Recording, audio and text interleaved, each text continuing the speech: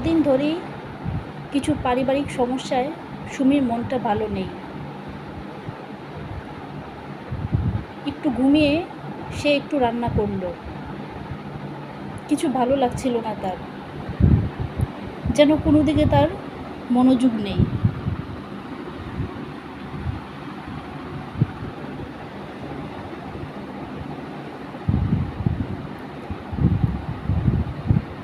আবার আরেকটি কাজ সে শুরু করেছে। সে দেখছিল এভাবে চলা যায় কি না। সেটি হলো কোনো খাবার না খেয়ে শুধু জমজমের পানি খেয়ে থাকা। পুরো পানিটা জমজমের নয়, একটু মিশানো। সে একটা লেখা পড়েছিল, এক মহিলার ক্যান্সার ভালো হয়ে গিয়েছিল।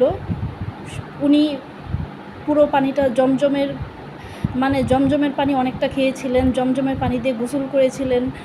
ওই লেখাতেই একটা কথা সে পড়েছিল,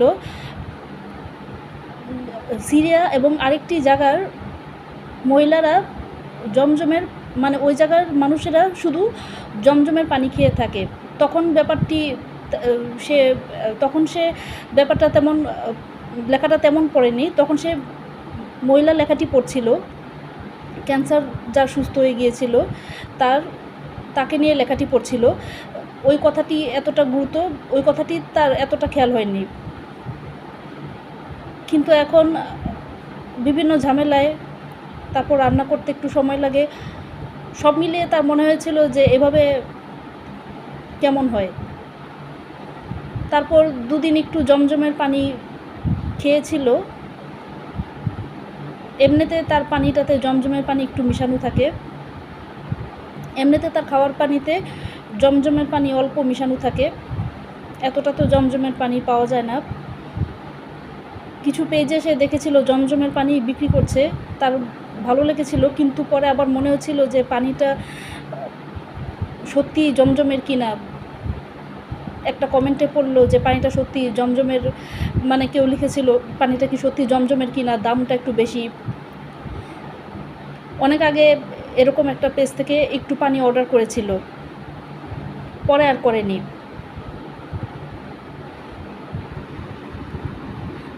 একটু রান্না করলো, খেতে বসেছিল।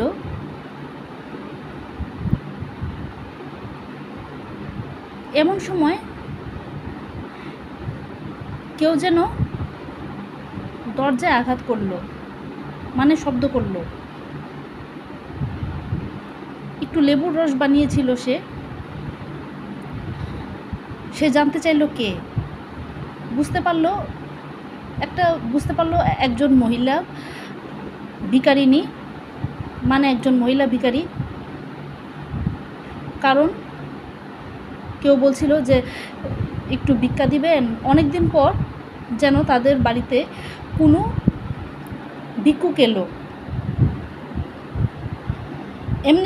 এমনিতে সে দরজা খুললো। এমনিতে অচেনা কেউ বেল বাজালে দরজা খোলাটা ঠিক না, এটা সে জানে। এখন বুঝতে পারলো সমস্যা নেই, একজন ভিখারি নিয়ে এসেছে, মহিলা ভিখারি। সে দরজা খুললো, কিন্তু অনেক ভিখারি সে দেখেছে। এই মহিলাটিকে দেখে তার খুব মায়া লাগলো। সবাইকে দেখে মায়া লাগে না, ওনাকে দেখে খুবই তার মায়া লাগলো। মহিলাটি বলল, কিছু খেতে দিবেন, অনেক দোয়া করব। আরও কি বলতে লাগলো, আল্লাহ অনেক ভালো রাখবে, আল্লাহ অনেক ভালো করবে, আল্লাহ অনেক ভালো রাখবে তোমাকে, আল্লাহ অনেক বরকত দিবে। সে মহিলাটির দিকে একটু তাকিয়েছিল, তারপর বলল, কিছু মনে করবেন না, আসলে তেমন কিছু নেই, একটু বেগুন আপনাকে দিতে পারবো। আর বলতে খুবই লজ্জা লাগছে, একটু মার আছে, একটু বেগুন আর একটু করলা আছে, এখান থেকে কিছু দিতে পারবো আপনাকে। মহিলাটি বলল, ঠিক আছে বা, যাই দাও তাই ভালো, আরও কি বলল সে বুঝতে পারল না। তারপর সে ছোট একটি বোতলে পানি, তারপর একটু মুড়ি, একটা বেগুন, তারপর কিছু বিস্কিট দিল মহিলাটিকে, আর 10 টাকা দিল। মহিলাটি খুব খুশি হলো, খুবই খুশি হলো মহিলাটি। আর বেগুনটি হাতে নিয়ে বেগুনটিকে একটি চুমু দিল। বেগুনটির দিকে তাকিয়ে বলছিল, কি সুন্দর, কি সুন্দর। ধরে যেন মনে হচ্ছে কত নরম একটি বেগুন। বেগুনটি ছিল গোল, ছোটোখাটো, মোটা মোটা সোটা, মানে মোটা বেগুন। এটা মোটা ছোট বেগুন, মোটা ছোট গোলাকার গোল বেগুন। এই বেগুনটি দেখে মহিলাটি কিছুক্ষণ তাকিয়ে থাকলো। মেয়েটি আবার ভাবলো, অল্প খাবার দেওয়া হয়েছে বলে কি খুঁচা দিয়ে এমন করলো নাকি? আজকাল তো সবাই খুঁচা দিয়ে কথা বলার, খুঁচা দিয়ে তো অনেকে কথা বলে। এমন সময় মহিলাটি বলল, আজ যাই মা, ভালো থাকিস, খুব ভালো হবে, বলে চলে গেল। মেয়েটি খেতে বসলো,